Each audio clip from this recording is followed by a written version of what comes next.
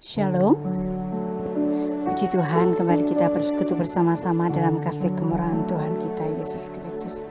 Kita siapkan hati kita masing-masing menghampiri hadirat Tuhan. Haleluya.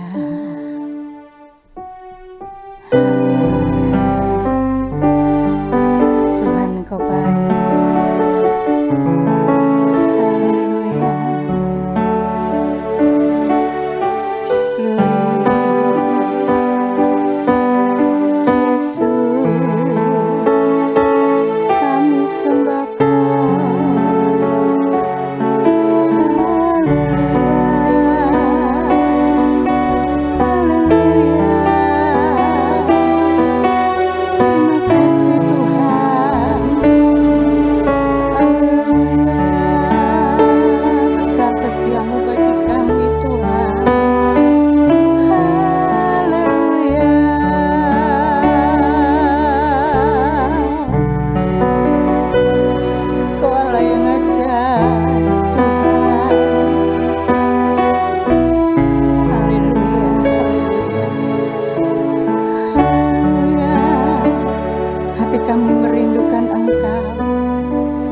Perlukan Kau Tuhan dalam hidup kami.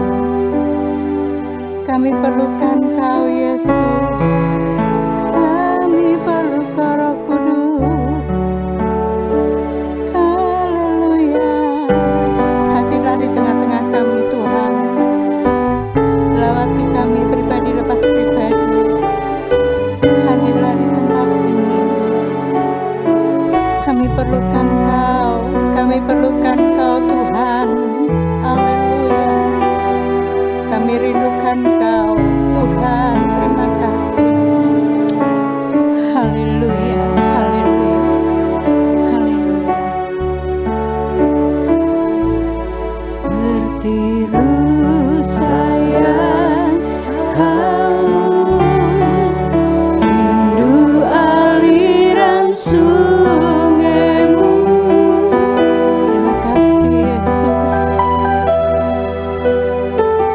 Hatiku tak tahan menunggumu.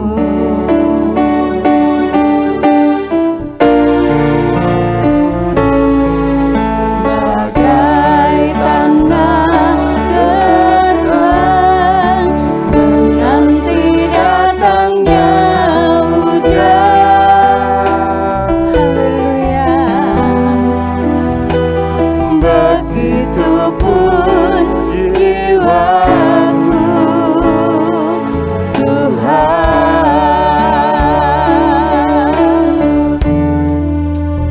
hanya Engkau pribadi yang mengenal hatiku. Tiada yang tersembunyi bagimu, suruh isi hatiku Kau tahu, dan bawaku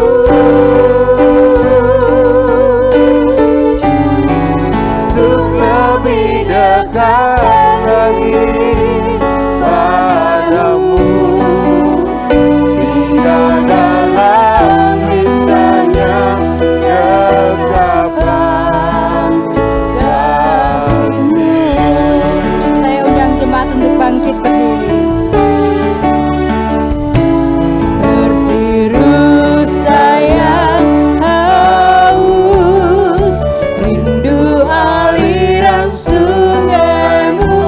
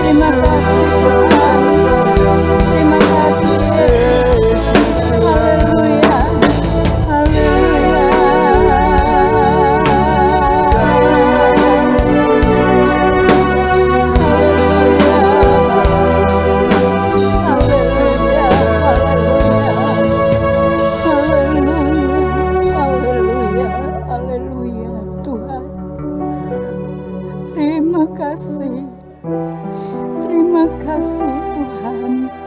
Terima kasih Yesus. Glory, haleluya.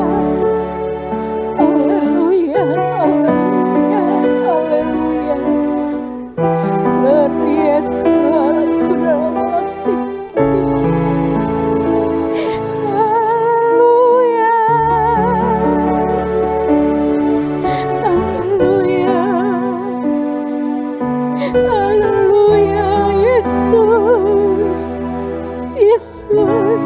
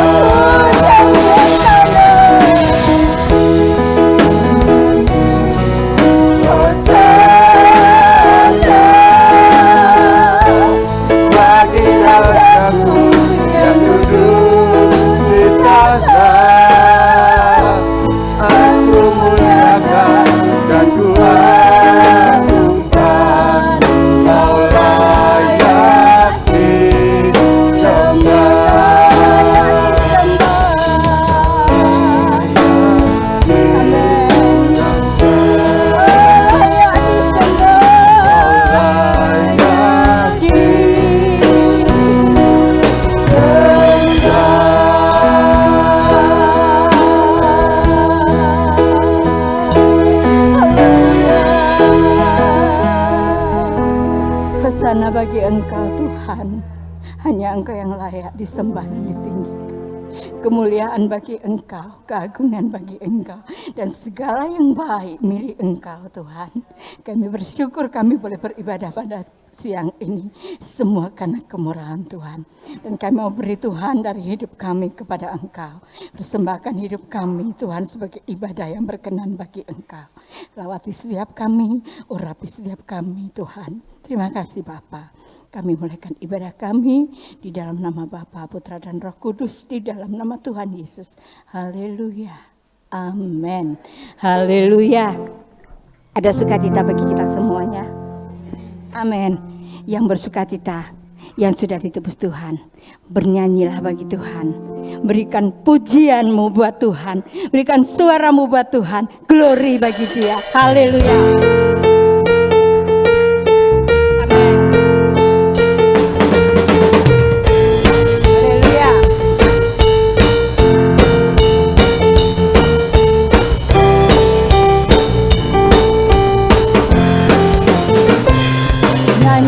Glory, glory.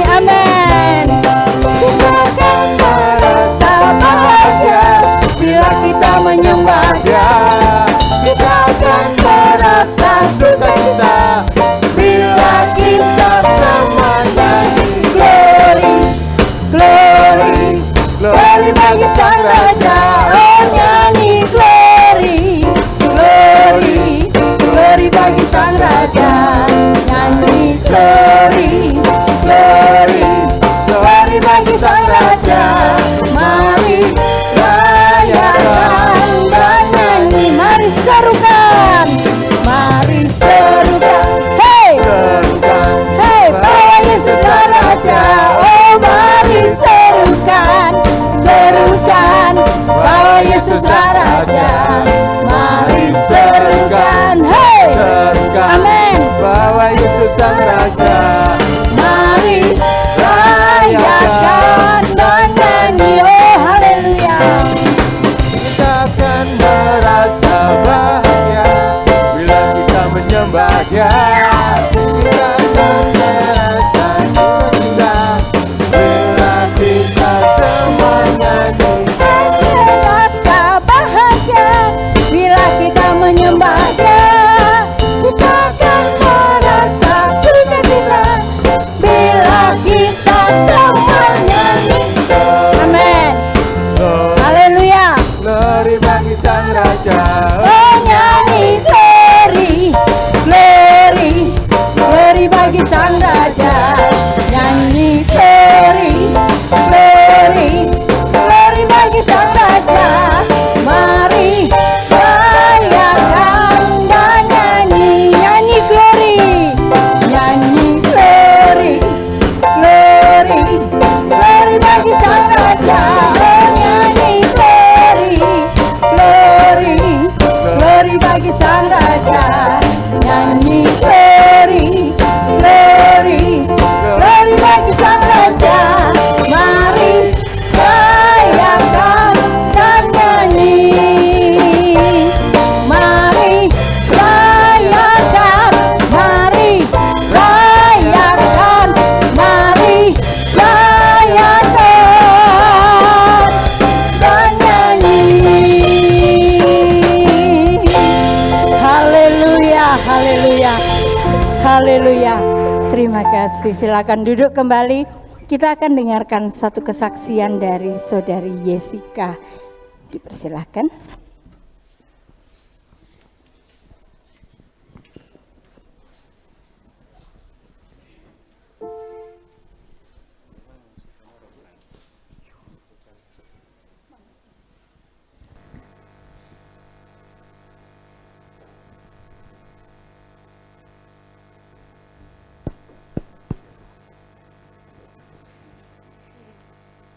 Shalom Bapak Ibu Saudara. Jujur saya sekarang ada deg-degan kalau mau kesaksian. Oke, jadi saya di sini mau kesaksian tentang bagaimana saya mengalami jet coaster sama Tuhan, bagaimana saya mengalami semakin dekat dengan Tuhan tapi malah semakin mengalami ujian seperti itu. Ya. Awalnya dimulai dari saya kelas 10. Saya dari kecil tuh pengen jadi dokter.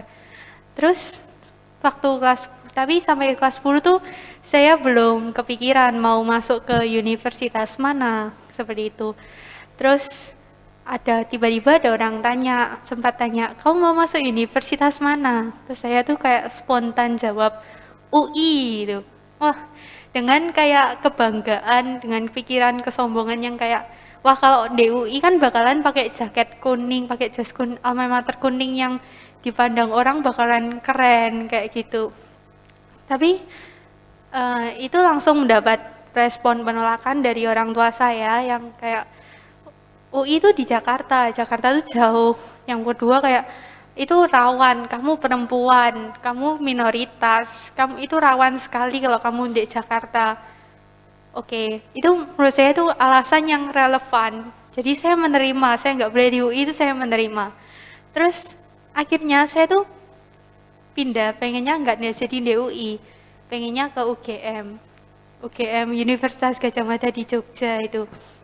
Nah, itu hal yang terjadi sama lagi, saya dapat respon penolakan lagi dari orang tua saya, yang kayak alasannya tetap lagi jauh.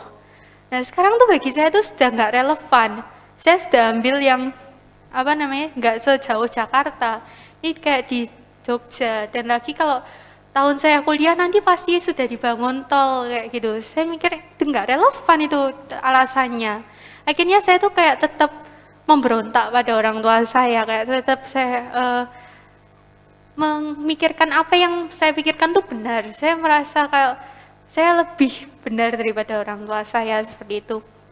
Saya sering debat dengan mereka, sampai saya selalu nangis, karena ya saya selalu kalah debat, gitu. Terus, suatu saat juga saya pernah waktu ya makan-makan sama keluarga di naik mobil gitu. itu entah gimana ceritanya, saya juga bingung kok. Saya tuh dipojokkan sama seluruh anggota keluarga. Mereka semua tuh menyalahkan keinginan saya yang ingin di Jogja. Saya tuh disalahkan, katanya kayak, kamu lo ngapain mau ke Jogja? Mending di Surabaya aja, deket. Di Surabaya aja sudah ada banyak family, sudah ada kamu nggak bakal bingung kalau di Surabaya. Padahal maksud saya pengen di Jogja itu justru kebalikannya dari mereka. Saya tuh pengen memang pengen mandiri. Selama ini saya hidup sebagai anak manja, saya sudah nggak mau terus-terusan manja, saya pengen jadi anak mandiri. Dan saya kayak nggak mau terus-terusan bergantung pada orang lain. Dan lagi saya tuh juga mikir kayak gini, kalau saya di Surabaya, pasti saya nggak bisa sepenuhnya mengandalkan Tuhan, kayak gitu. Akhirnya karena saya tetap keras kepala ya, keluarga saya kayak, ya wis terserah kamu loh, pokok salahmu dewe lah ya, nantilah kamu gini gitu, salahmu dewe loh ya, gak nanggung loh ya, kayak gitu. Ya saya tetap kayak, ya wis, ya memang salahku lah, memang aku nanti gak bisa. Ya terus selama saya mengalami gejolak-gejolak seperti itu, saya selalu kayak tetap berdoa ambil Tuhan, kayak Tuhan aku pengennya pokoknya di UGM Tuhan, nggak tahu Tuhan, pokoknya aku pengen di UGM kayak gitu. Terus suatu saat saya kayak selama itu kan ngasih kelas 11 itu kan saya ikut lomba-lomba buat kayak menunjang sertifikat yang bisa mendukung saya ke UGM. Itu kayak saya nggak akan pernah saya merasa saya nggak bisa menang kalau dalam hati saya tuh motivasi keinginan menangnya untuk dapat juara. Itu nggak bakal bisa menang. Selama saya itu bisa menang karena saya juga pengen di-post di Instagramnya Semada Kediri gitu. Itu saya nggak bisa menang selama saya masih memiliki motivasi yang seperti itu. Saya sadar itu setelah saya kalah beberapa kali dan saya memperbarui motivasi saya yaitu untuk memuliakan nama Tuhan. Itu barusan saya bisa menang untuk pertama kalinya. Itu yang saya alami, itu yang pertama yang sangat saya jadi tekankan dalam diri saya. Motivasi itu jangan untuk membanggakan diri sendiri, jangan untuk memuliakan diri sendiri, tapi harus untuk memuliakan Tuhan. Dan semua kemuliaan hanya bagi nama Tuhan. Itu yang pertama saya tekankan dalam diri saya. Selanjutnya, hari lepas hari berganti, saya masuk ke kelas 12. Di kelas 12 kan kayak di BK, di guru BK itu kayak direkomendasikan masuk mana, mau ambil SNMPTN di mana. Itu saya waktu bilang masuk UGM, semua guru-guru tuh sama kayak gini. Kamu lo jangan di UGM, nggak bakal masuk. Ya, tapi saya kan kayak teguh dirian dengan UGM saya dan bodoh amat Pak, Bu, saya tetap mau di UGM gitu. Jadi saya nggak memedulikan nasihat mereka.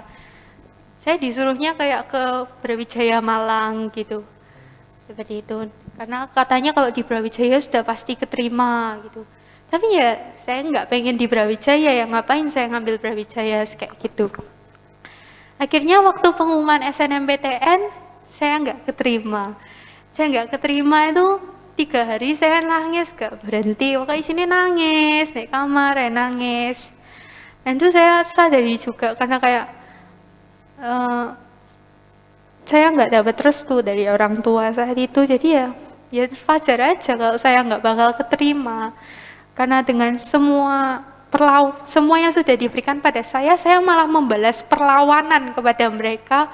Ya wajar saja kalau saya nggak keterima kayak gitu. Akhirnya berapa hari itu pengumuman UTBK atau SBMPTN itu pakai TPS saja. Di situ saya bersyukur, asli saya bersyukur. Soalnya kalau pakai ada TKA, akademik yang matematika, fisika, biologi, ya itu saya mesti kayak, saya tuh gak nyiapin dari awal gitu. Jadi saya saya merasa gak bakal nutut belajarnya gitu. Akhirnya saya bersyukur TPS saja, dan karena corona ini jujur saya juga bersyukur karena UTBK-nya mundur agak lama. Saya punya waktu persiapan yang agak lama. Nah, terus di tengah-tengah persiapan UTBK tuh saya sama orang tua saya itu disuruh daftar Universitas Hang Tuah. itu swasta kedokterannya yang di sekarang kakak saya perempuan di sana. Ya mereka semua tuh sebenarnya ke anggota keluarga saya tuh nyuruhnya di Surabaya tuh kayak banyak nyuruh di situ saja. Saya ini kayak dari awal tuh Tuhan, aku nggak mau deh orang tua, nggak mau deh orang tua. Aku tuh pengen, jujur aku masih lebih pengen lebih dari Cece, karena dulu kecil pernah dibandingin sama Cece gitu. Jadi ya sejak saya itu saya pengen, kok aku harus lebih dari Cece, mau gimana pun caranya. Terus Tuhan, terus kalau aku sama deh orang tua kayak Cece, bedanya aku sama Cece ini apa? Sekolah sama semua nih. Dari TK sampai tempat kuliah sama, terus apa bedanya? Terus juga saya doa kayak Tuhan kayak gini, Tuhan aku nggak mau bayar uang pangkal, uang 275 juta tuh Tuhan buat apa, cuma dikasihnya di universitas yang yang aku nggak kenal pengelolaannya siapa. Iyalah dibuat pembangunan beneran, lah dibuat korupsi sama kepala-kepalanya Tuhan. Saya tuh kayak buat Tuhan gitu. Itu tanya, ya tuh Tuhan nggak mau Tuhan aku pokok bayar uang pangkal. Terus kayak, mas Tuhan mending nanti uang pangkalnya dia dikasih deh orang yang membutuhkan gitu loh Tuhan daripada bayar uang pangkal. Doa kayak gitu. Terus doa kayak gitu. Akhirnya pas tes hang tua, entah gimana jawaban saya tuh nggak masuk ke server. Akhirnya saya nggak diterima. Padahal teman-teman saya yang kayak yang nggak seberapa bagus sih akademik di sekolah saya tuh kayak semuanya pada keterima di situ. Saya malah nggak keterima. Ya terus saya sendiri sih kayak oke, fine ya, saya memang nggak pengen kok. Mama saya yang marah-marah ke saya gitu. Iya tuh kok bisa sampai gak keterima, padahal memang tua ya kok gak keterima. Ya saya jawab gini, loh malah aku sendiri memang nggak pengen, lagi pula aku sama Tuhan doa supaya gak bayar uang pangkal kok. Mama saya malah diem gak bisa jawab gitu. Akhirnya saya nggak keterima. Terus waktu UTBK SBMPTN itu saya kan pilihnya di UNER sama di Brawijaya. Soalnya saya merasa kalau ngambil UGM itu bakalan ketinggian. Nah selama dari pengumuman SNMPTN sampai ke UTBK itu jujur kalau saya sendiri merasa saya kayak ya lebih dekat sama Tuhan daripada dulu selama 3 tahun SMA gitu. Nah, terus tapi malah ternyata waktu setelah ujian UTBK saya kesulitan waktu ujian. Terus saingan saya yang sama-sama pengen di UNER tuh ngomong, ujiannya gampang. Itu kayak membuat saya tertekan pol, benar-benar sangat tertekan. Dan itu membuat saya kayak banget, kayak saya merasa aku jelas gak keterima lah dia ngomong kayak gini. Itu buat saya sedih, dan itu saat itu koko saya Kak Joan itu mengingatkan pada saya, ya kayak gini, kalau kamu idealis, tapi kamu ketika tertimpa realita itu sudah sama kayak Petrus yang jalan di air tuh, sudah jalan berapa langkah tapi lihat angin di sekitarnya terus dia jadi takut. Itu sama. Terus dia juga bilang, saya bilang, makanya itu kamu kalau nggak mengalami kayak gini, kamu nggak bakal bisa mengandalkan Tuhan sepenuhnya dalam hidupmu. Dan juga saya sadari waktu itu titik kesombongan saya itu belum habis-habisnya. Setelah beberapa hari dari saya UTBK tuh, saya UTBK tanggal 7 Juli, tanggal 9 Juli kalau nggak salah mama saya dinyatakan positif COVID.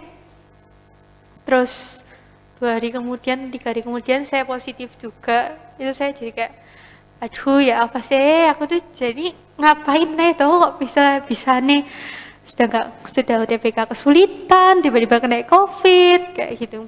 Tapi ya sudah, saya kayak ya uslah dijalani aja, mau gimana lagi. Ya, saya kayak nggak bisa apa-apa. Akhirnya ternyata waktu di rumah sakit Gili Suci, saya sebenarnya sangat bersyukur ke Bapak Ibu GUP, jemaat-jemaat GUP yang kayak ngasih dukungan ke Om Tante, ke Korani, ke Cek Kristi, semua yang ngasih dukungan. Saya sangat bersyukur. Ke teman-teman saya pun mereka semua kayak ngasih dukungan ke saya. Dan di Gili Suci itu ternyata kayak jauh berbeda daripada dengan saya. Kayak kami malah yang di Kili Suci karena yang Kristen banyak gitu, dan semuanya orang yang sungguh-sungguh kayak malah berdoa bersama gitu, kayak peperangan untuk kota Kediri gitu. Dan saya merasa kayak lebih damai di Kili Suci daripada di rumah kayak gitu. Akhirnya selesai, COVID-nya selesai, pengumuman SBMPTN, dan hasilnya saya nggak keterima lagi, saudara. Nggak keterima lagi itu saya sangat kayak, Tuhan kok isa-isaan nih gak keterima. Tapi kan saya pikir sudah pasti keterima, meskipun keterimanya nggak di UNER, tapi keterima di pilihan kedua gitu. Tapi ternyata nggak keterima, lagi-lagi saya gagal. Padahal saya sudah ikut Tuhan, tapi saya gagal kayak gitu. Pernah ya saya ingat sebelumnya tuh berapa saat sebelumnya saya pernah tanya ke Tuhan gini, ada ayat kan yang bilang kalau kamu memintanya sesuatu, mintalah dengan iman, maka kamu pasti akan mendapatkannya. Ya, ayat yang itulah pokoknya. Saya tuh tanya ke Tuhan, Tuhan, iman seperti apa yang dibutuhkan untuk ayat ini? Saya tanya kayak gitu. Jawabannya saya barusan dapat setelah SBMPTN itu. Saya kayak tetap doa, kayak Tuhan aku pokoknya nggak mau bayar uang pangkal, pokoknya nggak mau bayar uang pangkal. Dan nggak mau bayar uang pangkal itu cuma bisa ketika setelah mandiri setelah SBMPTN nggak keterima itu cuma bisa mandiri UI atau mandiri UGM. Nah, mandiri UI ini saya nggak ikut soalnya pakai TKA, jadi saya nggak ikut. Terus mandiri UGM saya ikut soalnya cuma pakai rapot kayak gitu. Nah, terus akhirnya berapa hari itu saya entah kenapa di hati saya tuh bukan rasa takut, bukan rasa gimana aku lagi sekolah gitu, nggak ada. Tapi yang ada dalam diri saya tuh entah kenapa kalau kayak penuh kedamai, penuh sukacita kayak gitu. Meskipun saya belum dapat sekolah, di tengah teman-teman saya sudah dapat sekolah, dan itu yang membuat saya concern tuh kayak jujur ya, puji Tuhan ya, Tuhan kasih saya tuh ranking 1 paralel di sekolah, tapi kayak malah belum dapat sekolah di antara teman-teman saya yang di bawah-bawah saya tuh kayak mereka semua sudah dapat sekolah kayak gitu. Dan saya tuh sama papa saya disuruh daftar di kedokterannya WM, Widya Mandala Surabaya.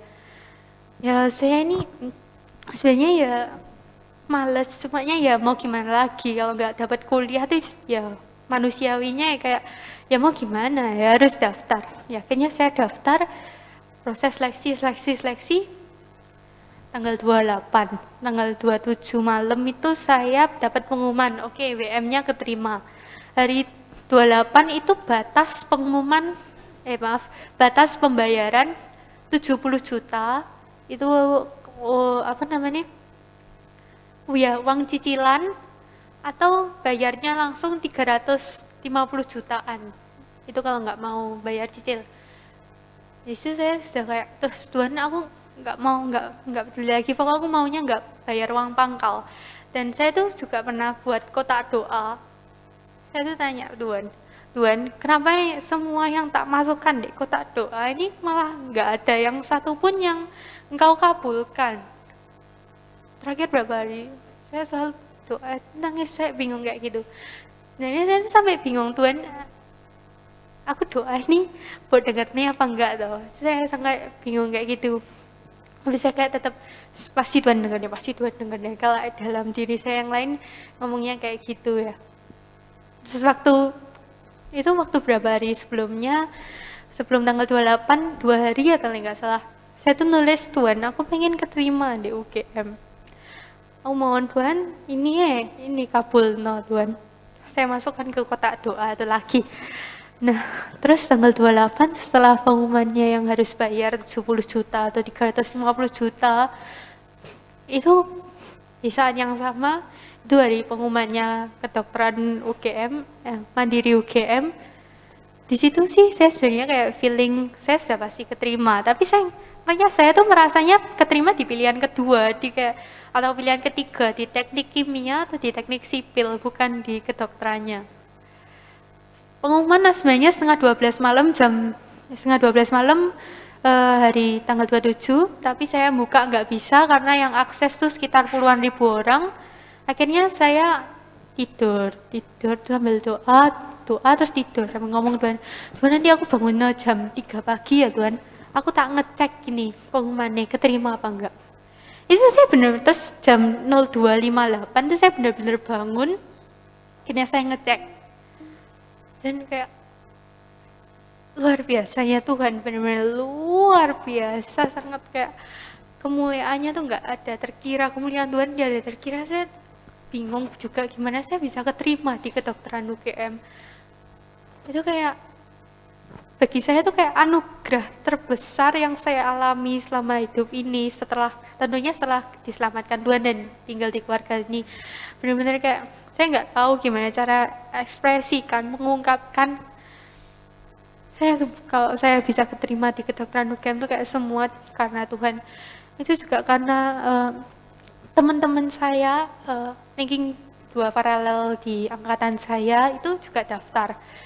Dia dengan sertifikat yang lebih banyak karena dia anak biologi, dengan biologi itu kan nyambung sama kedokteran, jadi sertifikatnya lebih banyak, nilainya unda-undi sama saya. Terus nilai UTBK-nya juga lebih bagus daripada saya.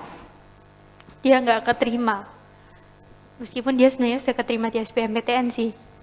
Dan kalau Bapak Ibu mikir kalau SBMPTN nggak keterima di Mandiri UGM tuh ada juga teman saya yang keterima SBM, keterima Mandiri UGM. Makanya saya kayak merasa ini nggak mungkin kalau bukan campur tangan Tuhan, ini nggak mungkin kalau bukan pekerjaan Tuhan. Soalnya kayak nggak mungkin, bagi saya sama sekali nggak mungkin, dan itu sudah nggak bayar. Saya nggak kenal siapa-siapa di UGM gitu kan, nggak kenal orang dalam UGM, terus tiba-tiba bisa keterima. Jadi saya sangat bersyukur sekali karena akhirnya dapat sekolah kayak gitu. Sungguh kayak luar biasa Tuhan. Jadi kayak meskipun bagi saya kayak meskipun badai silih berganti, saya harus jet coaster dulu sama Tuhan, gak keterima berkali-kali, tapi ternyata Tuhan selalu beserta kita kayak gitu. Sekian, makasih.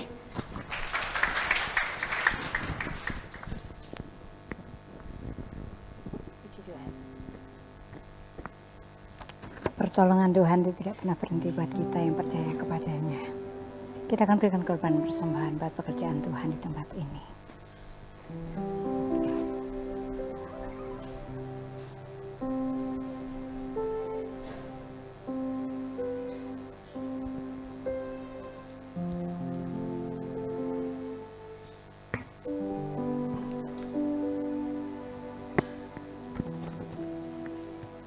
Kembali kami naikkan syukur kami kepada Engkau Tuhan. Kami bawa persembahan kami di hadapan-Mu. Sucikan, kuduskan Tuhan persembahan kami layak berkenan bagi Engkau. Beri pada kami hati memberi dan syukur dan penuh sukacita kepada Engkau. Terima kasih Bapa, di dalam nama Tuhan Yesus. Haleluya. Amin.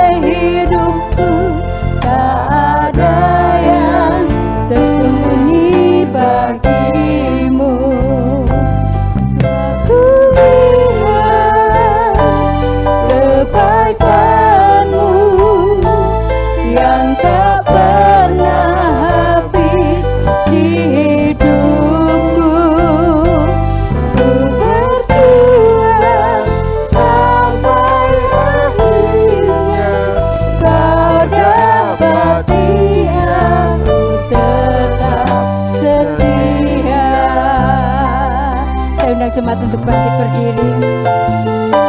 Selidiki aku, lihat hatiku, apakah ku sungguh mengasihimu, Yesus, Kau yang Maha tahu dan menilai hidupku. Tak ada yang tersembunyi bagimu. Telah kulihat kebaikanmu yang tak pernah habis di hidupku. Ku berjuang sampai akhirnya, Kau dapati aku tetap setia. Aku lihat kebaikan. Waktu selanjutnya diberikan pada hamba ya. Tak pernah habis di hidupku.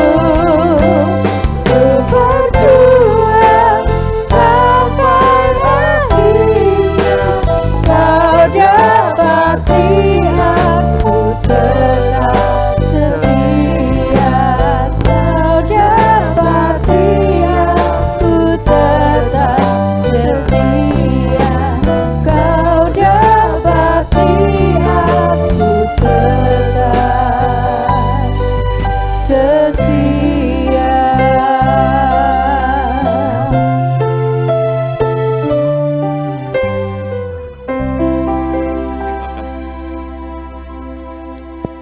Terima kasih Tuhan buat kebaikan-Mu. Kami bersyukur mendengar kesaksian, kami bersyukur melihat kemurahan Tuhan terjadi di dalam kehidupan anak-anak-Mu. Bapa, kami mau belajar kebenaran firman Tuhan, pimpin urapi setiap kami, agar kami benar-benar mengerti apa yang diinginkan Tuhan di dalam hidup kami. Terima kasih Tuhan, layakkan kami mendengar firman-Mu, urapi, kami berserah di dalam nama Tuhan Yesus Kristus kami mengucap syukur dan berdoa. Amin. Shalom Bapak Ibu Saudara.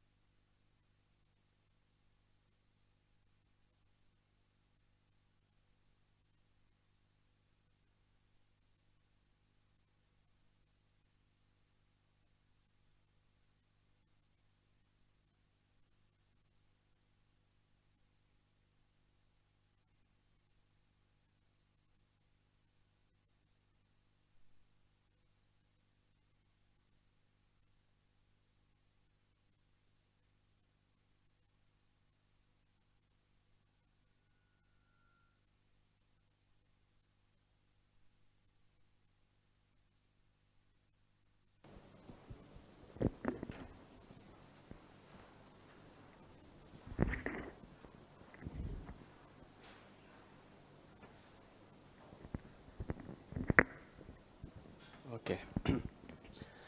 Bapak Ibu Saudara, khotbah hari ini akan kembali saya bahas tentang karakter sebagai bagian dari peperangan roh. Saya pernah khotbah tentang peperangan roh di mana salah satu strategi setan adalah menyerang iman. Kalau iman itu gagal ditembus, dia akan menyerang karakter manusia. Karakter yang sudah pernah saya bahas adalah kesombongan sebagai dosa yang terbesar, iri hati, dosa yang paling menghancurkan, kemudian kebebalan seorang Bileam. Bebal itu orang yang pintar tetapi melakukan tindakan dan perkataan yang bodoh. Dan setelah itu saya belajar tentang kedegilan, ya, tentang kedegilan. Nah, saudara, hari ini kita akan belajar tentang orang fasik. Karena istilah fasik ini sangat populer di Alkitab. Ayatnya saja lebih dari 2000 ayat tentang fasik. Dan kita akan belajar sama-sama apa sih orang fasik itu. Setelah saya baca ribuan ayat tentang fasik ini, saudara, ada 5 ciri tentang orang fasik yang akan kita amati apakah ciri-ciri itu ada di dalam kehidupan kita. Yang pertama adalah orang fasik itu tidak punya rasa takut pada Allah. Kalau di sini kita hidup betul-betul takut akan Allah di sini, itu anggapannya kita 0%, tidak punya sisi fasik sama sekali. Betul-betul takut akan Allah. Di sini 100% tidak punya rasa takut sama Allah sama sekali. Habis rasa takutnya sama Allah, fasik 100%. Nah, beberapa orang tidak sampai ke sana. Tidak sampai 100% fasik. Tetapi dia sedang dalam perjalanan menuju ke sana. Dari coba-coba bandel, coba-coba melanggar perintah Allah, loh kok rasanya aman ya? Terus, loh kok rasanya aman ya? Terus lama-lama rasa takut itu semakin hilang. Semakin hilang dan sangat berbahaya, dia bisa sampai ke titik ini. Hilang sama sekali rasa takutnya pada Allah. Dan yang perlu betul-betul kita cermati, orang yang fasik itu ketika dia dikasihani, dia tidak bertobat, saudara. Ketika dia mendapatkan pengampunan, ketika dia mendapatkan belas kasihan, justru dia terus berbuat dosa dan terus berbuat curang. Tes, oke. Orang-orang fasik dikatakan di ayat-ayat firman Tuhan tidak punya belas kasihan terhadap orang lain karena dia mengasihani dirinya sendiri. Dan yang keempat, karena dia tetap bertahan dalam kehidupan dosanya, menyembunyikan dosanya, akhirnya dia menutupinya dengan berdusta. Kelihatannya sopan, kelihatannya baik, tetapi di balik semua itu dia tetap mempertahankan dosanya. Akhirnya orang-orang yang fasik ini, dia tidak punya damai sejahtera, tidak punya kebahagiaan, mudah khawatir. Dengar kabar celaka, mudah khawatir. Dengar kabar coronavirus, mudah ketakutan. Hidupnya enggak tenang, saudara. Dan yang paling penting dari orang fasik itu menuju kebinasaan. Ada banyak hamba Tuhan yang sekarang bikin channel di YouTube dan mereka menggaungkan tentang neraka itu tidak ada. Neraka itu cuma gertakan Allah. Seperti mamah yang menggertak anaknya. Kalau kamu enggak mandi, mama enggak kasih kamu makan. Kalau kamu enggak belajar ngerjain PR, kamu enggak boleh masuk rumah, kamu tidur di halaman. Tapi toh kalau anaknya tetap bandel, ya tetap disuruh masuk. Mana tega, itu kata-kata dia. Jadi buat hamba-hamba Tuhan ini, neraka itu cuma gertakan. Nah, ini bahaya sekali karena saudara kalau main-main dan akhirnya tembus jadi orang fasik 100%, kekekalan neraka yang menanti. Saudara, ketika saya tidur, saya seringkali bercanda, ya sebelum tidur ngobrol dengan istri, saya bercanda. Aneh ya manusia itu ya, kita juga tergolong aneh ya. Kenapa? AC-nya didinginkan, saudara. Sudah dingin, pakai selimut gitu. Jadi kepengen dingin iya, tapi ya kepengen hangat, saudara. Coba lek kepengen dingin ya AC-nya dinyalain, enggak usah pakai selimut, saudara. Lek kepengen hangat, AC-nya matiin, pakai selimut. Tapi enggak, saudara. Kepengen adem, tapi ya kepengen hangat, saudara. Bingung ya, gitu. Nah, ternyata orang fasik itu begitu. Orang fasik itu dia kepengen berkat Tuhan, kepengen perlindungan Tuhan, kepengen bebas dari corona, kepengen kaya, kepengen semuanya, tapi ya tetap kepengen berbuat dosa. Dua-duanya kepengennya jalan, gitu. Kepengennya tetap dalam kehidupan dosa, tetapi juga dalam kehidupan berkat. Nah, hari ini saya akan ajak saudara untuk baca satu perikop, tolong dibuka handphonenya atau Alkitabnya, karena akan baca gantian dari Mazmur 112 ayat 1 sampai 10, saudara. Nanti yang pria akan membaca ayat yang ganjil, sedangkan yang wanita akan membaca ayat yang genap. Kita akan belajar benar-benar tentang orang yang takut akan Tuhan dan orang fasik, saudara. Kita baca mulai ayat 1, 1, 2, 3. Haleluya, berbahagialah orang yang takut akan Tuhan, yang sangat suka kepada perintahnya.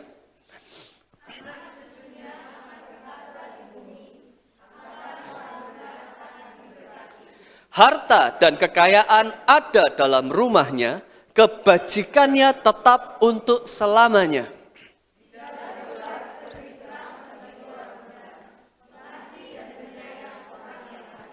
Mujur orang yang menaruh belas kasihan dan yang memberi pinjaman, yang melakukan urusannya dengan sewajarnya.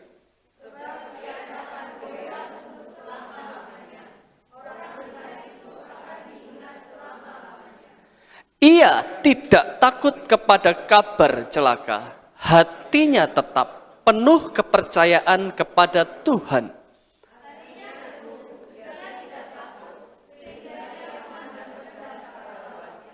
Ia membagi-bagikan, ia memberikan kepada orang miskin, kebajikannya tetap untuk selama-lamanya, tanduknya meninggi dalam kemuliaan.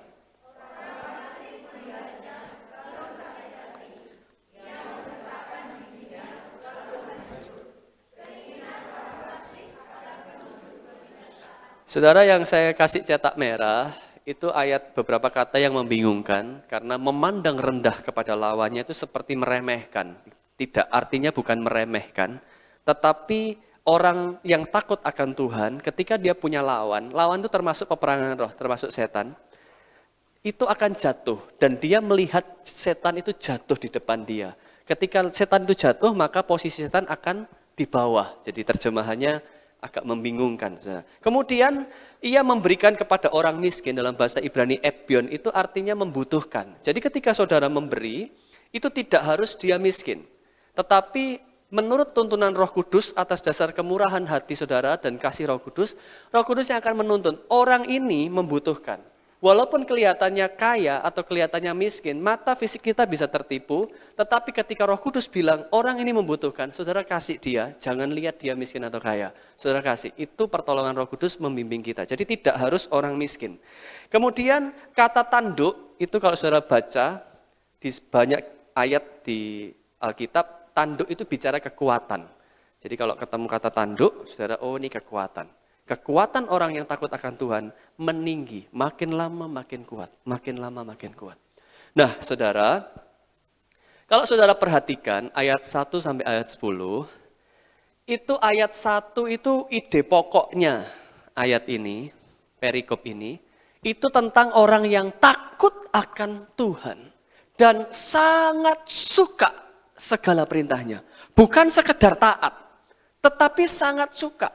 Kalau taat itu nunggu diperintah, kita lakukan. Tetapi kalau sangat suka, itu tidak nunggu diperintah, kita lakukan.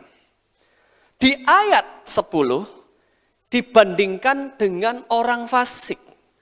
Jadi dari sini kita bisa tahu, ayat ini bicara orang yang takut akan Tuhan, diberkati, begini, sedangkan orang fasik itu lawannya dari orang yang takut akan Tuhan. Nah, dari ayat-ayat perikop ini, saya akan mengajak saudara untuk merenungkan firman Tuhan. Kita akan belajar 3 hal ini, saudara, dari ayat-ayat ini. Yang pertama ayat 2, 3, 5, 9 itu berbicara tentang kekayaan, tentang harta benda, materi. Di ayat 4 itu berbicara tentang cinta. Sedangkan di ayat 6 sampai 8 itu berbicara tentang kedamaian, tentang rasa aman. Saya akan bawa Bapak Ibu Saudara untuk membandingkan kehidupan orang yang takut akan Allah dan kehidupan orang fasik. Saudara, sekitar 30 tahun yang lalu ada satu pendeta yang membuka gereja di Amerika Serikat. Ini kisah yang sudah sangat lama. Gereja itu diberi nama God's Glory Church, Gereja Kemuliaan Allah. Tetapi karena mungkin salah manajemen, leadership kurang kuat, akhirnya keuangannya merosot tajam, jemaat juga semakin sedikit. Akhirnya dia punya ide untuk bikin bisnis ayam goreng dengan harapan penjualannya dipakai untuk mendanai gereja. Ayam goreng ini juga diberi nama ayam goreng kemuliaan Allah, God's Glory Fried Chicken. Ternyata laris luar biasa, laris. Singkat cerita gerejanya ditutup, pendetanya milih jadi pedagang ayam goreng. Ini kenyataan, saudara. Nah, di bagian pertama, saudara, saya akan mengajak saudara untuk membandingkan orang yang takut akan Allah dan orang fasik dalam hal kekayaan. Orang yang takut akan Allah, di Mazmur 112 ayat 2, anak cucunya perkasa diberkati. Harta dan kekayaan ada di dalam rumahnya. Nasibnya, kehidupannya beruntung, mujur. Dan dia membagi-bagikan kepada orang miskin. Orang yang takut akan Allah, ketika dia mendapatkan berkat dari Allah, pikirannya langsung gini, Tuhan, aku kok dikasihi berkat segini? Ini uang buat apa? Dan uang buat siapa? Karena orang yang takut akan Allah, dia takut menyalahgunakan berkat dari Tuhan. Begitu dia terima berkat dari Tuhan, dia langsung deg-degan. Tuhan, ini rasa takut itu kuat. Jangan sampai aku menyalahgunakan berkat ini. Berkat ini buat apa dan buat siapa, Tuhan? Berapa persen yang buat aku, Tuhan? Berapa persen yang buat orang lain? Dia akan mikir seperti itu. Makanya Allah sangat menekankan, mengajarkan orang untuk belajar minimal dengan persepuluhan. Itu untuk latihan bahwa itu haknya Tuhan. Tetapi orang fasik, saudara, begitu dia terima uang, oh ini hasil aku kerja, oh ini hasil pikiranku, semua uang yang aku dapat adalah uangku. Ini milikku, ini hakku, mau tak apa-apa ini terserah aku. Akhirnya dia mulai bingung dengan kebutuhan dan tidak pernah merasa cukup. Dia selalu, dalam bahasa Ibrani, tsaser, selalu merasa kekurangan. Dia selalu mikir kata-kata beberapa orang yang sepikiran dengan dia. Wes ta, kamu tabung aja, nanti ada butuh di depan, kamu gak punya uang, gak ada orang mau bantu kamu. Kamu harus tanggung jawab, wes pokoknya simpen. Akhirnya sangat takut memberi. Yang disebut memberi itu dia betul-betul, karena lebih takut dengan dunia ini, lebih takut kekurangan daripada takut akan Allah. Tetapi orang yang takut akan Allah, dia ingat firman Tuhan. Tuhan adalah gembalaku, takkan kekurangan aku. Dia membaringkan aku di padang yang berumput hijau. Enggak takut. Karena dia tahu berkat ini datangnya dari Tuhan. Dan dia harus menjadi bendahara yang jujur. Setiap berkat yang kita terima, Tuhan itu memperlakukan kita sebagai bendahara. Bisa nggak dipasrai uangnya Tuhan untuk kita kelola. Tetapi orang fasik pikir, itu uang untukku semua. Itu untukku semua. Kebutuhanku banyak dan dia tidak pernah merasa cukup. Saudara, ketika kami ke Israel, ada satu sungai yang luar biasa yang di Alkitab terkenal sekali, yaitu Sungai Yordan. Sungai Yordan ini mengairi, membawa airnya ke dua tempat. Yang pertama adalah Laut Mati. Sebenarnya bukan laut tetapi danau. Dalam bahasa Ibrani Yam Hamelah. Sementara yang kedua, airnya ini dibawa ke Danau Galilea, Yam Kineret. Yam Kineret itu bahasa Ibrani untuk Danau Galilea atau nama lainnya Tiberias. Sama.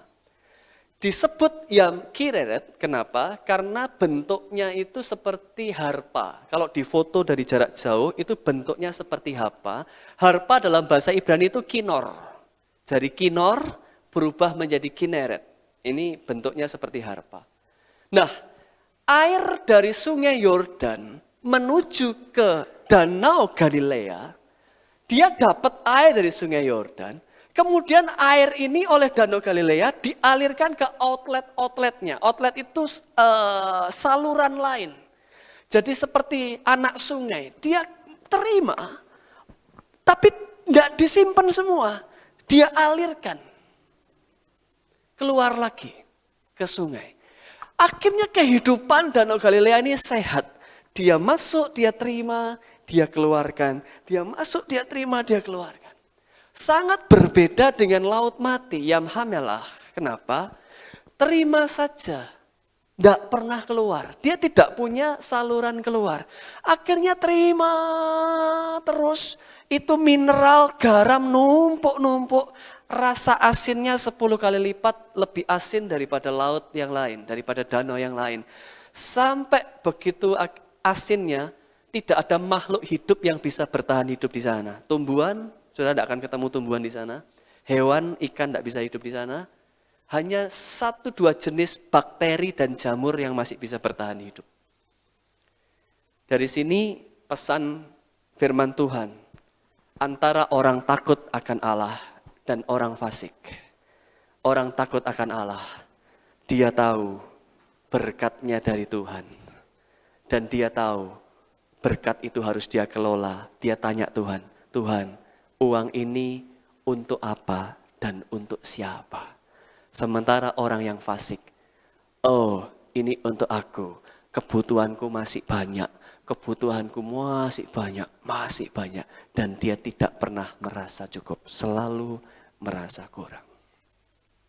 Saudara, di bagian yang kedua, kita akan bandingkan orang yang takut akan Allah dan orang fasik dalam hal cinta.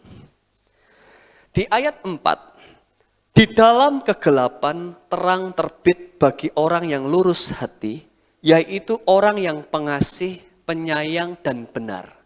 Ini yang saya kutip adalah Alkitab versi Selaber, agak berbeda dengan Alkitab saudara. Ini orang Eropa yang bikin terjemahan. Menurut saya dari bahasa aslinya ini yang paling tepat terjemahannya. Jadi ayat ini bicara begini saudara. Orang yang takut akan Tuhan, itu orang yang punya rasa cinta, rasa kasih sayang terhadap sesama. Tapi rasa sayangmu, rasa cintamu itu tidak boleh cinta di dalam kegelapan. Rasa sayangnya adalah rasa sayang di dalam hati yang lurus. Tidak lagi dalam kegelapan tetapi sudah keluar. Terang, terbit, hati lurus, sayang memang sayang, kasih memang kasih, tetapi dalam konteks kebenaran. Lurus, benar. Nah, saya akan bawa saudara untuk lihat di dua aplikasi. Yang pertama di Keluaran 1 ayat 21. Dan karena bidan-bidan itu takut akan Allah, maka Allah membuat mereka berumah tangga. Jadi di Keluaran ini saudara, waktu itu bangsa Israel sedang dalam penindasan bangsa Mesir. Tapi bangsa Israel ini dibuat Tuhan sangat subur saudara. Anak cucu ini lahir terus, betul-betul subur. Akhirnya jumlahnya tambah banyak. Akhirnya bangsa Mesir ini, Raja Fir'aun yang baru, bukan Fir'aun yang kenal sama si Yusuf, bukan. Ini ketakutan. Dapat laporan ini Israel tambah banyak. Jumlah orang Mesir kalah banyak sama jumlah orang Israel. Oh, kalau gitu mesti dibikin caranya gimana supaya bangsa Israel tidak bertambah banyak. Ditindas, disuruh bikin tempat ini, disuruh bangun, dibikin capek dengan harapan mereka akan mati. Ternyata enggak, tambah banyak. Akhirnya Fir'aun kasih perintah kepada bidan-bidan. Kalau kamu nolong kelahiran orang Israel, kalau perempuan biarkan hidup, kalau laki bunuh. Supaya enggak bertambah banyak. Tetapi bidan-bidan beberapa ini, saudara, mereka tidak takut kepada Fir'aun. Mereka lebih takut kepada Allah. Bayinya tetap dibiarkan hidup. Mereka sayang kepada bayi-bayi itu dalam kebenaran. Akhirnya Allah lihat, bidan-bidan ini diberkati apa saudara? Jodoh. Diberkati jodoh. Diberikan berkat mereka berumah tangga. Konteks ayat ini saudara, buat saudara yang belum menikah, anak muda yang belum menikah, saudara harus hidup dalam kebenaran. Kalau pacarannya jangan nunggu gelap. Kalau orang pacarannya fasik, itu nyari yang gelap-gelap saudara. Lampunya dimatiin. Jangan. Pacaran yang benar. Orang yang pacarannya benar, yang menjaga kebenaran di hadapan Tuhan, akan diberkati Tuhan dengan jodoh yang baik. Diberkati Tuhan dalam pernikahan. Saya beberapa kali pelayanan di sebuah gereja, karena sudah beberapa kali mereka sudah mulai nyaman dengan saya, mulai cerita-cerita dan saya mulai tanya, sering ngobrol barengan gitu saudara ya. Suatu kali saya tanya, kamu kan katanya ke Batam, disuruh papamu sana, gimana kok sekarang balik di sini lagi? Iya ternyata di sana sulit gini. Saya tanya lagi, kamu katanya mau bikin kafe, gimana? Oh gini-gini. Nah satu anak ini saya tanya, kamu kan pacaran sama itu toh? Ini. Pacarnya orang luar kota, tapi saya tahu karena pacarnya juga sempat kirim pesan ke Instagram saya. Terus tiba-tiba semua ketawa. Wah ketawa. Loh kenapa ketawa? Itu Koroni, dia sudah putus sama itu. Oh putus. Terus saya tanya, ini kalau boleh tahu ya, kenapa kok putus? Gitu. Saya tanya itu di depan banyak orang karena ini sudah akrab sekali para pelayan Tuhan, tim intinya mereka. Dan dia cerita, gini kok, selama ini kami pacarannya itu enggak benar. Pacaran kami tidak sehat. Saya sudah bilang pacaran kita harus sehat, tapi dia marah. Dan saya akhirnya ambil keputusan, putus aja. Oh gitu, bagus. Pertahankan. Kalau kamu bisa sekuat ini, jadi perempuan harus kuat. Maka kamu akan diberkati Tuhan dengan jodoh dan pernikahan. Saudara, ini aplikasinya. Orang yang takut akan Tuhan diberkati jodoh. Bagaimana dengan yang sudah menikah? Amsal 21 ayat 10. Hati orang fasik mengingini kejahatan dan tidak menaruh belas kasihan kepada sesamanya. Orang fasik itu kepengen selingkuh. Kejahatan di sini bisa selingkuh. Dan dia tidak menaruh belas kasihan kepada sesamanya. Belas kasihan kepada siapa? Kepada pasangannya, kepada rumah tangga orang lain. Mazmur 19 ayat 9, takut akan Tuhan itu suci. Dan Tuhan itu adil, Tuhan itu tahu, Tuhan itu tidak diam. Tetapi ada orang-orang fasik yang bisa melakukan perselingkuhan. Dia tidak punya belas kasihan. Loh, apa enggak kasihan dengan istrinya? Yang begitu setia, merawat, kerja keras, rela kotor-kotor. Loh, apa enggak kasihan dengan suaminya? Apa enggak kasihan dengan anak-anak? Sementara pihak ketiga, orang ketiga ini. Loh, kok enggak punya kasihan ya sama rumah tangga orang? Kok tetap gitu? Nah, yang mengerikan saudara, Yesaya 26 ayat 10. Orang-orang yang menjalani kehidupan perselingkuhan ini, ketika dia dikasihani, itu enggak bertobat saudara. Ketika dikasihani, dia terus berbuat curang. Kelihatan di depan baik, tapi penuh dusta. Di belakang ada kecurangan yang dia lakukan. Saudara, ini tidak main-main. Saya terus berpikir, kenapa ya ada orang-orang yang bertahun-tahun tetap menjalankan kehidupan yang seperti itu. Mungkin dia salah paham sama firman Tuhan. Dipikir sekali percaya Yesus pasti masuk surga. Dia mungkin termakan omongan orang-orang yang tidak usah takut sama neraka, itu cuma gertakan Allah. Loh, saudara, kalau ternyata neraka itu cuma gertakan, itu bukan urusan kita. Tapi kalau ternyata benar ada neraka, aduh kasihan sekali orang-orang yang meremehkan ini. Gawat sekali cara berpikir seperti itu, saudara. Nggak takut dengan Allah. Ya. Tidak hanya dengan pasangan loh, saudara. Allah itu bahkan kalau saudara jatuh cinta sama anak sendiri, sayang sama anak itu keterlaluan sampai tidak takut Allah, itu juga salah.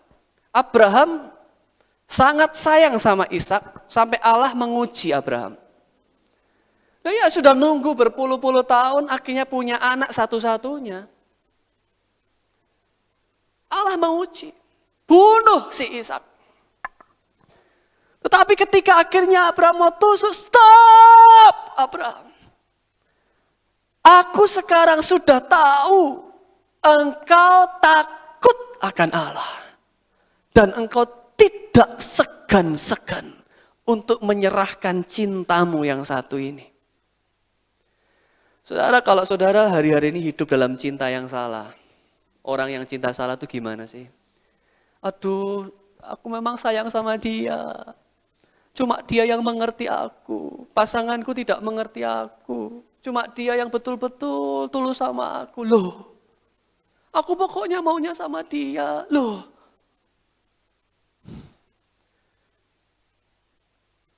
Abraham tidak segan-segan melepaskan Ishak.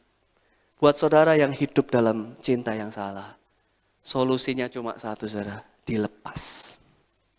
Jangan segan-segan, dilepas. Maka hidupmu akan mengalami kasih yang sejati dari Allah. Engkau akan diberkati Allah secara luar biasa. Di bagian ketiga, saudara, adalah tentang rasa aman, tentang damai sejahtera. Mazmur 112 ayat 7 dan Amsal 14 ayat 26, orang yang takut akan Allah, itu dia tahu bahwa dia sudah berada di pihak yang benar. Ketika dia dengar kabar celaka, ini tidak ngeremehkan, saudara, tapi hatinya tenang. Dengar kabar corona, dengar kabar ini. Hati-hati tetap pakai masker, jaga jarak, tetap cuci tangan, tetap. Tetapi hatinya tuh enggak yang ketakutan. Ya apa, karena dia tahu semua orang toh pada akhirnya mesti mati. Tinggal tunggu giliran. Rencana Tuhan beda dengan rencana kita. Kita mungkin enggak ngerti rencana Tuhan yang sebenarnya. Tetapi orang yang takut akan Tuhan, dia tenang. Toh sewaktu-waktu Tuhan panggil aku sudah punya rumah di surga. Bagiku hidup adalah Kristus dan mati adalah keuntungan. Takut. Takut. Karena itulah dalam kehati-hatiannya dia cuci tangan, pakai masker semua. Hatinya tetap tidak takut terhadap kabar celaka. Ada tentram yang luar biasa. Tetapi orang yang fasik, saudara, dia kan gak takut sama Allah nih. Takut sama Allahnya semakin tipis. Kalau gak takut sama Allah berarti takutnya sama dunia. Takutnya sama setan. Takutnya sama pikirannya sendiri. Akhirnya dia kerasa-kerasa ada yang ngejar gitu, saudara. Ketemu orang, iki cocok COVID, menjauh. Loh padahal enggak. Ini orang fasik. ketakutan sendiri. Seperti lari walaupun tidak ada yang mengejar. Ketemu orang batuk sedikit, waduh ini menjauh dia batuk. Bersin dikit, betul-betul resah. Kenapa? Karena dia mengandalkan pikirannya sendiri. Tidak ada damai sejahtera. Tidak ada damai sejahtera. Ini hidup yang sangat gak enak, saudara. Kenapa? Takut mati. Karena dia gak takut Allah. Dia gak di pihaknya Allah dong. Berarti kalau dia mati, dia mesti cari jalan hidupnya sendiri toh. Akhirnya dia takut. Takut mati. Kalau habis mati aku mau kemana? Wong aku gak takut Allah. Bingung. Tapi mau takut Allah, aku kepengen bikin dosa ya. Bingung. Kepengen dingin, tapi ya kepengen anget deh. Bingung. Akhirnya di sini. Tidak damai sejahtera. Bingung segala sesuatu dia bingung. Takut. Saudara, damai sejahtera itu ada 3 bentuknya. Untuk sesuatu yang akan. Saudara mikirnya ini sebagai ancaman ya. Yang terjadinya di depan. Contohnya orang-orang yang jerawatan. Saya sering bilang ke teman-teman saya yang jerawat, kamu apa jerawatan? Ini loh aku alergi ini. Oh ya, beberapa jerawat karena hormon, karena alergi. Tetapi beberapa jerawat itu terjadi bukan karena apa yang saudara makan. Tetapi karena apa yang memakan saudara. Saya ngerti? Jerawat itu terjadi bukan karena apa yang saudara makan. Tetapi karena apa yang memakan saudara. Yang memakan saudara adalah kecemasan, ketakutan. Hal-hal yang masih di depan tapi saudara takut. Kenapa? Mengandalkan pikiran sendiri. Damai sejahtera bentuk kedua, itu ketika dalam situasi terjadi. Duh, kok reaktif? Hasil swab keluar, loh kok positif? Beberapa, loh aku didiagnos kena kanker. Loh, aku diagnos kena ini. Saudara, saya pernah mengalami benjol-benjol di sini. Saudara. Besar-besar ada 3. Saya malam-malam mikir, saya cerita istri saya, ada kegelisahan tersendiri. Tapi malam saya tidur, saya mikir, Tuhan, ini apa? Kanker kah? Tumor kah? Tapi saya tenang. Tuhan, aku sudah lakukan yang aku bisa. Banyak sekali kekurangan, banyak sekali dosa. Tetapi aku sudah lakukan yang aku bisa. Kalau memang ternyata Tuhan mau ambil aku, ternyata ini kanker ganas, yang ternyata hidupku hanya beberapa bulan lagi. Sudah, mau apa? Setelah itu saya tidur, saya nyenyak tidur. Saudara. Walaupun sebelum itu sempat ada beberapa 2 malam yang saya gelisah. Apa ini? Bawa ke dokter, diambil jaringannya, dicek, ternyata TBC kelenjar. Minum antibiotik itu kalau nggak salah 6 bulan ya. 6 bulan antibiotik tiap hari selama 6 bulan, akhirnya hilang. Orang yang damai sejahtera itu orisinil dari surga, dari Roh Kudus. Di situasi saudara kena masalah, loh aku kok COVID ya sekarang? Wah pikirannya mati, pikirannya enggak saudara. Kalau asli dari Roh Kudus, ada ketenangan yang melampaui akal pikiran. Saudara. Tenang gitu, enggak takut saudara. Tenang, walaupun sedang ngalami saudara, enggak takut. Itu sejati. Dan itu hanya bisa saudara dapat kalau saudara takut akan Tuhan. Dan bentuk ketiga dari damai sejahtera itu ketika kita baru saja setelah mengalami sesuatu yang sangat berat. Ada satu pendeta namanya pendeta Eric, orang Inggris, tapi melayani di Portugal. Ini sekitar tahun 1900, sudah lama sekali, Perang Dunia Kedua. Hari Jumat malam dia dipanggil oleh pimpinan dan tim tentara di sana. Bapak pendeta, ini situasi gawat, bom di mana-mana. Gimana kalau istrimu, adikmu perempuan, dan anakmu 4 gadis dibawa ke kapal, berlayar aja kembali ke Inggris. Apa itu yang terbaik? Ya sudah. Besok pagi mereka berangkat naik kapal. Oke. Pagi-pagi istrinya adiknya anak gadis 4 naik kapal. Minggu pagi dia khotbah. Jemaat-jemaat, tentara, warga, saya baru dengar kabar bahwa istri, adik saya, 4 anak gadis saya sudah selamat tiba di rumah. Selesai ibadah, baru jemaat dan para tentara itu tahu. Yang dimaksud Pak Pendeta Erik sudah selamat tiba di rumah itu, rumah di surga. Ketika keluarganya, istrinya, adiknya, 4 anak gadisnya naik kapal dan beberapa orang yang lain, istri-istri dan prajurit yang lain, itu bom kena ke kapal, mati semua. Tetapi ini pendeta, dia bisa tetap khotbah karena dia tahu anak istrinya sudah selamat sampai di rumahnya Tuhan. Saudara, ini damai sejahtera yang melampaui logika. Damai sejahtera yang dari Roh Kudus itu sebegitu hebatnya.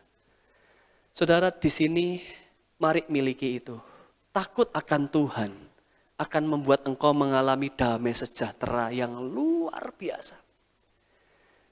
Amsal 19 ayat 23.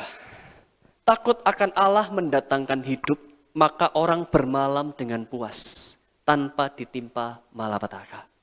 Saudara, kalau takut akan Tuhan, tidurmu pasti pules, saudara. Siapa di sini yang susah tidur? Kalau saya susah tidur, kalau mikiri besok mau khotbah apa gitu, saudara. Mikir gitu ya. Tadi habis khotbah pagi, saya mencoba tidur, enggak bisa, istri saya sudah goda. Kenapa? Orang fasik, kamu enggak ada damai sejahtera ya? Enggak bisa tidur.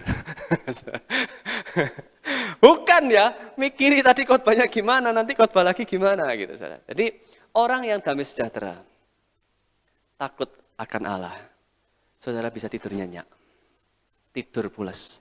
Saudara bangun, terima kasih Tuhan. Waktunya malam tidur lagi, pikiran sumpek kemana-mana. Pokoknya aku tuh gandol Yesus. Pokoknya aku tuh sama Tuhan Yesus. Aku takut sama Tuhan. Aku ndak mau neko-neko dalam hidup ini. Wis hidupku aman. Wis ndak takut. Apa sih yang paling kutakutkan? Kematian. Wis ndak, wis lah pasrah. Tidur. Mau ngorok-ngorok silahkan saudara. Tidur nyenyak dalam perlindungan Tuhan. Tetapi bagi orang-orang yang tetap mempertahankan kefasikanmu, solusinya bertobat, saudara. Yehezkiel 18 ayat 27.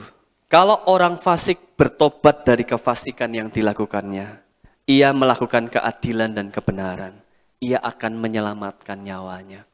Neraka bukan gertakan. Kehilangan nyawa dalam kekekalan ini sesuatu yang serius. Kalau saudara tetap hidup di dalam kefasikan, bertobat. Damai sejahtera itu akan semakin hilang begitu saudara semakin jauh dari rasa takut. Semakin saudara dekat dengan rasa takut akan Allah, damai sejahtera akan semakin kuat. Semakin saudara jauh, damai sejahtera akan semakin hilang. Mari kita baca sama-sama Pengkhotbah 12 ayat 13. Untuk mengakhiri firman Tuhan pada siang hari ini, Pengkhotbah 12 ayat 13. 1, 2, 3. Akhir kata dari segala yang didengar ialah takutlah akan Allah dan berpeganglah pada perintah-perintahnya, karena ini adalah kewajiban setiap orang. Saya undang pemain musik WL untuk ke depan. Hari ini kita sudah belajar 3 hal.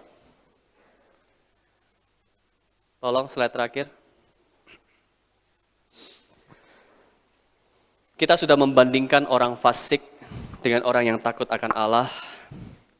Dalam hal materi, keuangan, kekayaan, orang yang takut akan Allah, dia tanya sama Tuhan, Tuhan ini uang buat apa dan uang buat siapa? Dan dia mengelola, dia bagi-bagikan sesuai tuntunan Roh Kudus. Orang yang takut akan Allah tidak menjalani cinta yang salah di dalam kegelapan, tetapi dia menjalankan cinta yang lurus dalam kebenaran. Buat yang masih single, engkau akan diberkati dengan jodoh. Buat yang sudah menikah, engkau akan diberkati dengan keharmonisan dan kebahagiaan yang sejati. Dan terakhir, takut akan Tuhan akan membawamu tidur nyenyak, damai sejahtera yang melampaui segala akal dan pikiran. Di saat apapun, engkau akan tidur dengan nyenyak. Karena Allah pasti memelihara hidupmu. Oke.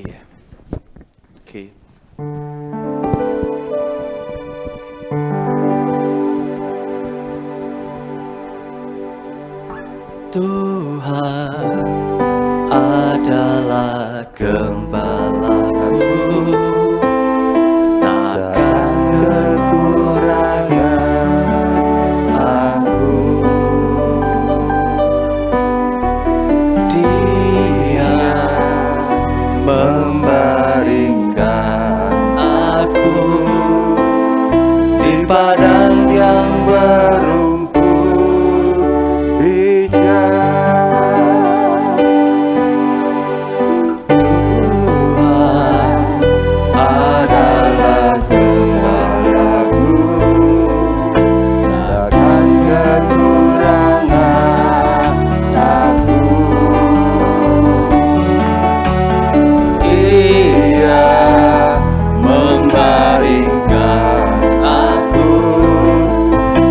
Padang yang berumput hijau, Dia membimbingku ke air yang tenang, Dia menyegarkan jiwaku, Dia menuntunku ke jalan yang benar. Oleh karena namanya sekalipun aku berjalan dalam lembah kegelapan, Ia menuntunku ke air yang tenang, Ia menyegarkan jiwaku, Dia menuntunku ke jalan yang benar. Oleh karena namanya sekalipun aku berjalan dalam lembah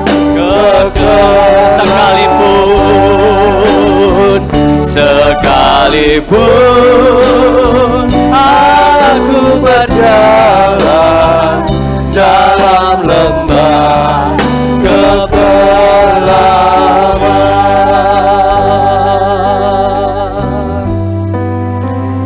Tuhan Yesus, Allah Roh Kudus, Allah Bapa, bawa kami untuk menjadi anak-anak yang takut akan Allah. Ampuni kalau kami berani melanggar Engkau, berani menentang Engkau. Ajar kami tidak sekedar taat Tuhan, tetapi kami mau sangat menyukai perintah-perintah-Mu dan kami takut akan Allah. Tuhan, bawa kami untuk melihat materi sebagai kepercayaan Tuhan untuk kami kelola, bukan untuk diri kami sendiri. Ajar kami untuk tanya sama Tuhan, ini uang apa, untuk siapa, dan untuk apa Tuhan. Ajari kami untuk melepaskan cinta yang salah, cinta yang dalam kegelapan. Karena cinta sejati yang menerima kami apa adanya, yang memahami kami apa adanya, yang betul-betul sayang kami itu Allah, bukan manusia. Ya Tuhan. Dan bawa kami Tuhan, untuk peka dengan damai sejahtera. Ketika kami makin kehilangan damai sejahtera, artinya kami makin jauh dari rasa takut kepada Allah. Dan kami mau tinggal tenang dalam hadirat-Mu. Terima kasih Bapa. Hamba-Mu selesai, Roh Kudus terus berbicara. Di dalam nama Yesus kami mengucap syukur. Amin.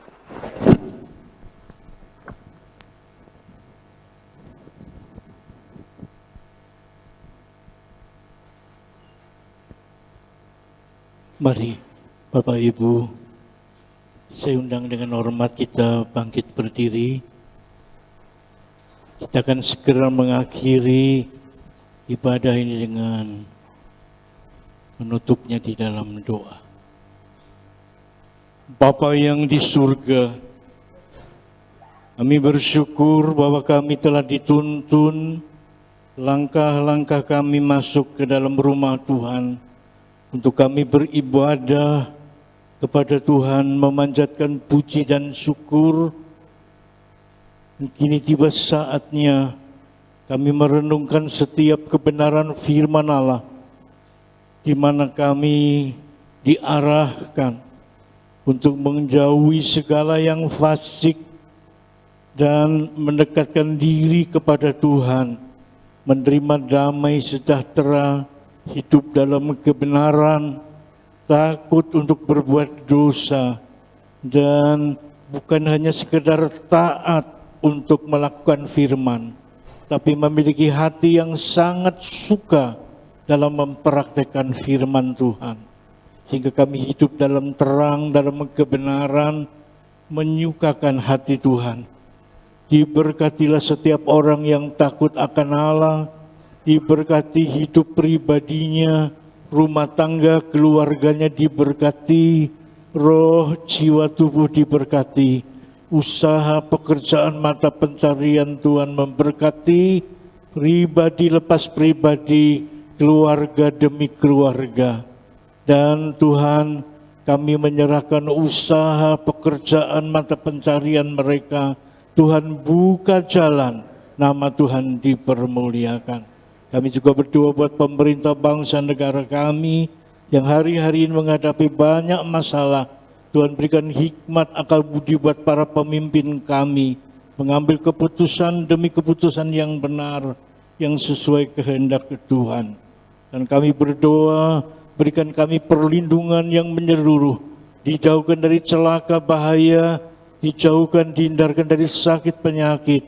Kami hidup dalam sehat, kami hidup dalam perlindungan yang luar biasa karena Tuhan mengasihi akan kami. Terima kasih Tuhan, terpuji nama Tuhan. Kami tiba di rumah dengan selamat karena perlindungan malaikat surga. Mari Bapak Ibu kita angkat tangan kita. Dan sekarang Bapak Ibu Saudara yang dikasihi oleh Tuhan, kembalilah ke tempat masing-masing dengan menerima berkat anugerah yang dari Allah Bapa, kasih sayang dalam Putra yang tunggal Tuhan kita Yesus Kristus, damai sejahtera, sukacita dari Roh Kudus turun atas kita saat ini sampai selama-lamanya. Di dalam nama Tuhan Yesus yang percaya kita katakan bersama-sama, amin.